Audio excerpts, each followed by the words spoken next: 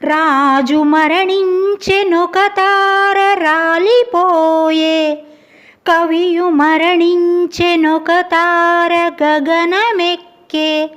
రాజు జీవించె రాతి విగ్రహములందు, సుకవి జీవించె ప్రజల నాలుకలయందు.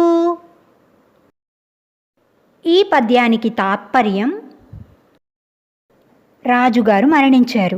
అయ్యయ్యో చుక్క రాలింది అన్నారు అందరూ. కవి కూడా మరణించాడు.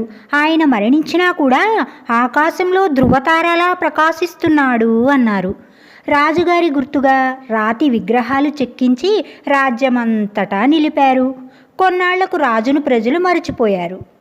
కవి రాసిన రచనలు, పద్యాలు పాడుకుంటూ కవిని ఎప్పటికీ మరచిపోలేదు. ఆయన ప్రజల నాలుకలపై జీవించే ఉన్నాడు.